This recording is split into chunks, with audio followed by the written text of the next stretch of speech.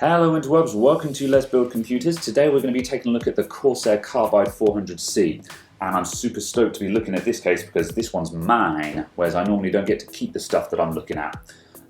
So yeah, this is going to be the new house for my shop workstation, which I normally do all my recording on. So we're going to be taking that to pieces and putting it all into this fella.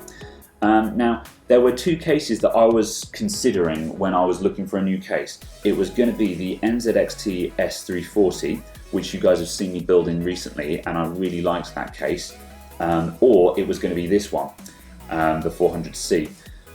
They are, in terms of size and dimensions, they're almost identical. When you put these things side by side, they're extremely similar cases. They're both full ATX, well, they both take full ATX motherboards, yet they're a MIDI tower size. They're very compact, and that's what I love about this thing, because for me, this is what I would refer to as the gentleman's gamer case, because I'm not a fan of big, huge gamer cases that a lot of people go for. I think they're big, they're heavy, and they're obnoxiously large. Whereas this thing is only as big as it needs to be, and I really appreciate that. And what completely sold me on this case was this glorious panoramic widescreen window panel on this hinged door, and I just fell in love with this design completely, because the edge-to-edge glass just makes it look really big and really wide, and this latching handle just means that if it's a case you want instant access to, it just opens up like that. And if you want to take this off, this just lifts off like so. So really, really fast access, which on most computers is not really necessary, because if you're having to take your computer apart all the time, you're doing something wrong. But as I mentioned, this is used on my shop workstation, which I do take apart on a regular basis because I use it for connecting hardware to for testing and stuff like that. So for me, this is going to be a complete godsend, because it just means I've got instant access to plug stuff in and that kind of thing. So the other big differences between this and the NZXT that really got me interested was the S340 has that beautiful cable tiding panel about here, which I love, and I nearly went for the S340 instead just for that cable tiding panel, which makes it so easy to hide the cables that normally come out of this area here. But what really swung me for the 400c as well was these enclosures down the bottom here for the power supply and the hard drives. These are removable, which is a big thing that I love these enclosures on NZXT cases, but the fact that you can't remove them makes building the computer very awkward. It's really awkward to work around them, and I've often found myself thinking, I wish you could take these out while you're building the computer. And on the Corsair, you can. These are fully removable. You can take them out, build the computer, and put them back in, or you can take them out and leave them out, depending on your preference. So that's that. So although this case doesn't have quite as good cable tiding around this region, it does have a lot of other premium features as well. Generally speaking, the actual finish of it feels more premium than the S340 does. The front panel is plastic, but the edges fit together nicer. It feels like more of a premium build quality rather than, you know, the S340 has that kind of NZXT dishwasher feel to it, where as much as I love their clean lines and the simple designs, sometimes I can't help but feel like it's a white good, like a dishwasher or a washing machine, you know, and that kind of bothers me slightly. Now, that's obviously completely subjective, but then all cases are subjective. Really, at the end of the day, when people are saying, what case should I buy, I tell them to buy the case that they like. You know, if you like the way it looks, then buy it. If you want the weird alien-looking case that's got all the lights on it and everything, then buy it.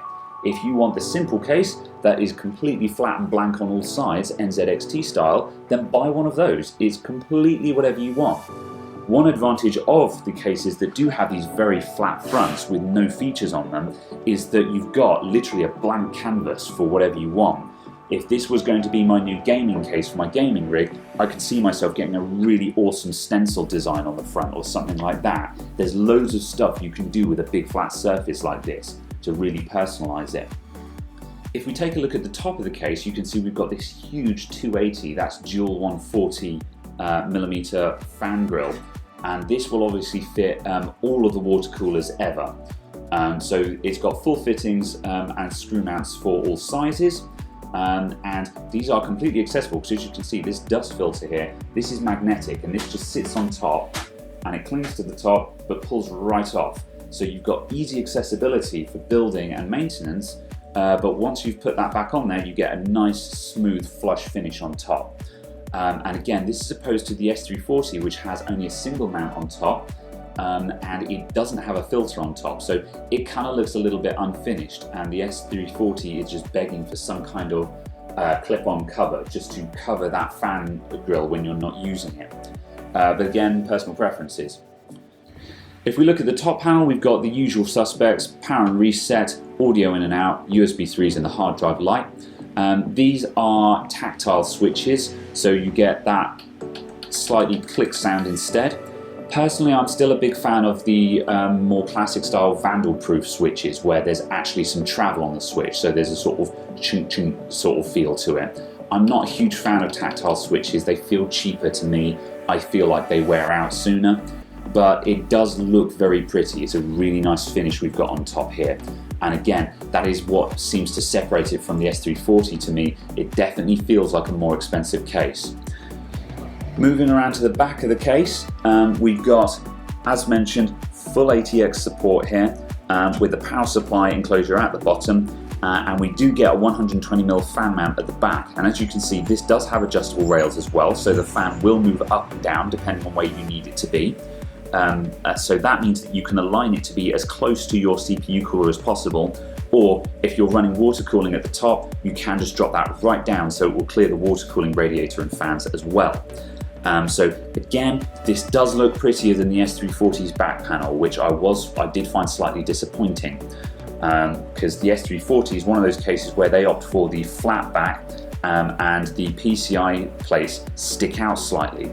Now there's nothing intrinsically wrong with that, I just feel like the inset back panel feels nicer, and when you're carrying it, it also gives you somewhere to put your hands as well, which I personally appreciate, but I'm nitpicking. So all around, we've got a really nice looking case here. So I'm going to take my workstation apart and put all the bits in here, and we'll see what it's like to build in. So I'll see you guys after the cut.